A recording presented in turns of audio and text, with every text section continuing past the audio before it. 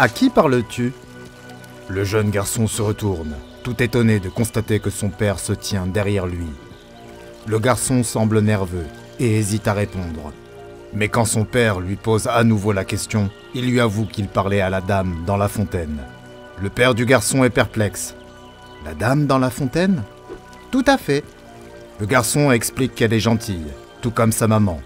Il pense que la femme dans la fontaine est peut-être même sa maman. Le père pousse un soupir.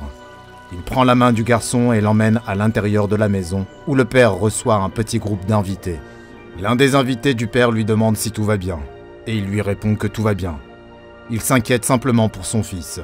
L'année a été très difficile après le décès de sa femme. Il lui dit qu'il craint qu'il ne développe des troubles du comportement, en voyant le garçon fixer par la fenêtre la fontaine de leur jardin. Un peu plus tard dans la semaine, à l'école, les enfants doivent faire un dessin de leur famille. L'institutrice passe d'un enfant à l'autre pour vérifier leur progrès et s'arrête devant le garçon. Elle veut savoir sur quoi il travaille. Le garçon explique que c'est un dessin de lui, de son père et de sa mère qui vit dans la fontaine. L'institutrice ne comprend pas.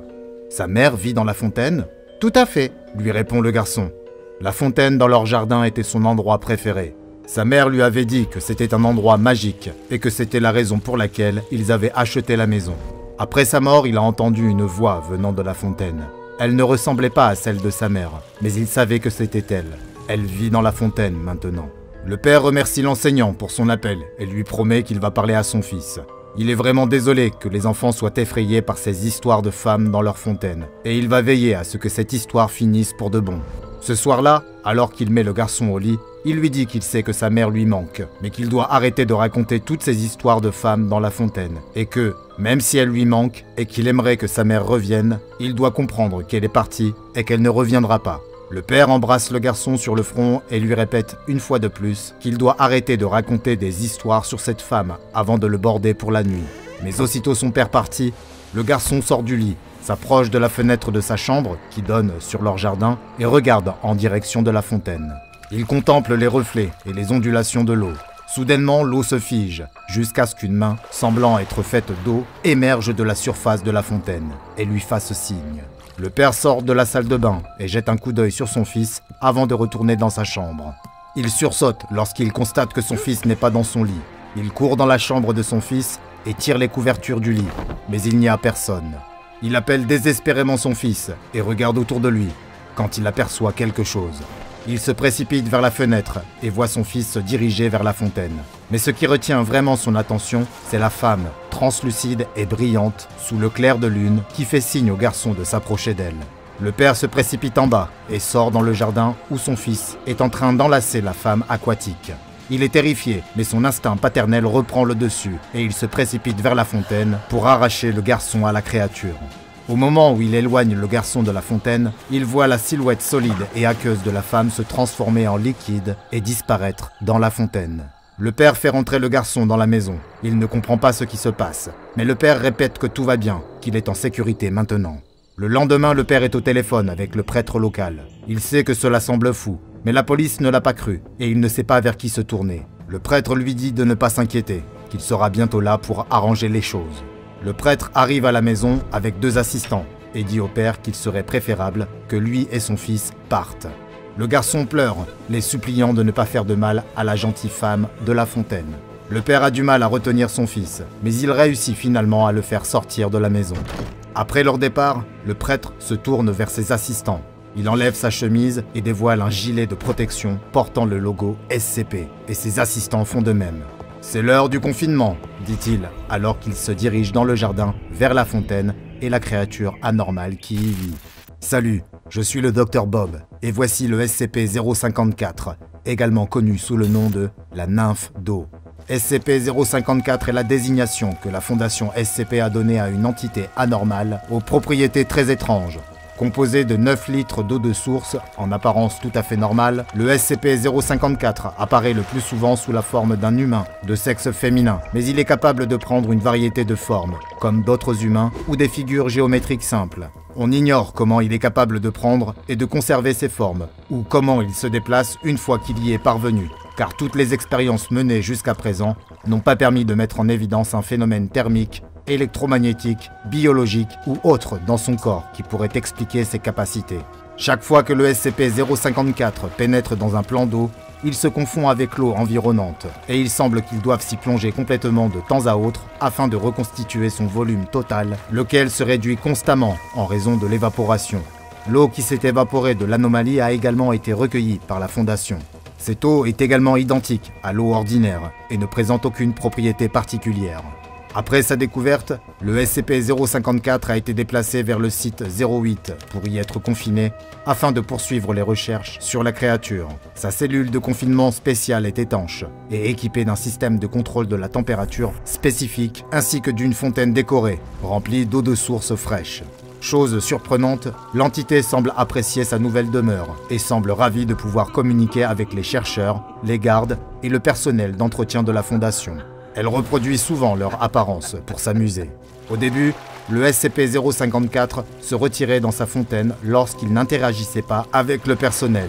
Mais au fil du temps, il est devenu de plus en plus à l'aise et a fini par passer presque tout son temps hors de l'eau, même s'il finissait toujours par retourner en sécurité dans la fontaine et disparaître dans l'eau lorsqu'on tentait de lui prélever des échantillons à même le corps. Cependant, grâce à une série de tests effectués par le docteur Seskel, chercheur sur les SCP, la Fondation a pu en apprendre beaucoup sur le SCP-054 et il vous appartient de décider si les méthodes utilisées par les chercheurs pour obtenir ces informations étaient appropriées ou non.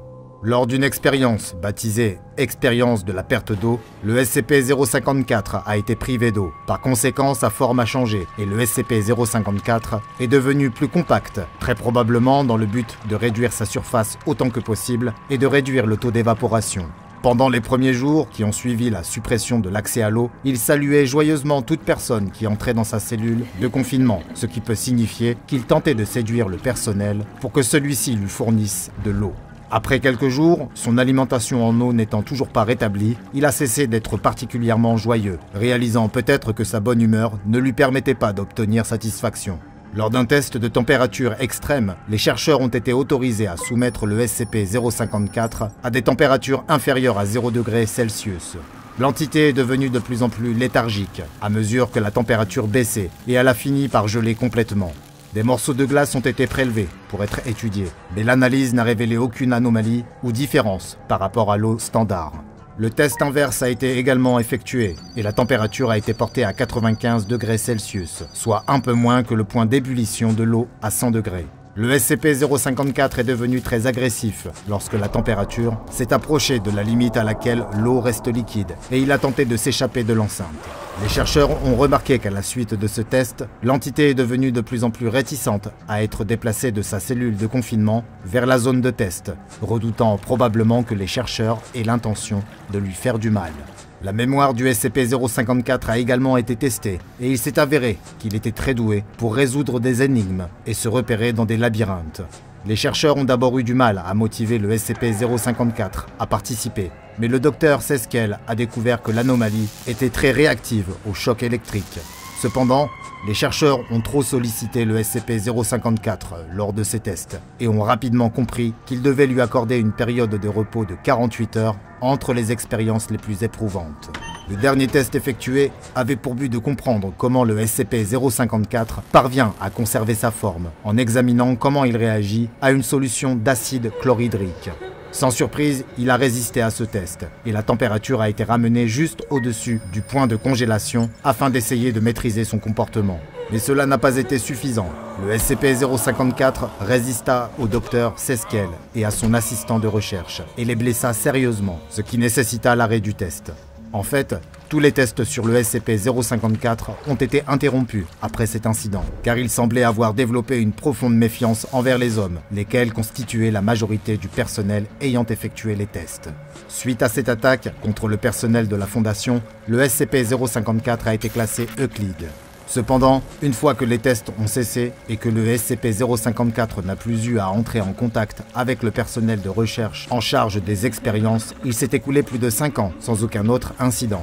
Suite à quoi, le SCP-054 a été classé comme sûr et il semble maintenant disposé à participer de nouveau à des expériences. Cependant, tous les tests sont désormais placés sous la responsabilité de l'unité de biologie E7 et le recours à du personnel féminin est recommandé. Bien que classé comme sûr, la prudence est de mise lorsqu'on travaille avec le SCP-054. Le personnel de maintenance doit porter des combinaisons de protection contre le risque chimique lorsqu'il travaille à l'intérieur de la zone de confinement et doit passer 10 minutes dans une salle de séchage spéciale une fois qu'il est sorti, pour s'assurer que le SCP-054 ne soit pas parvenu à s'accrocher à une quelconque partie de son corps.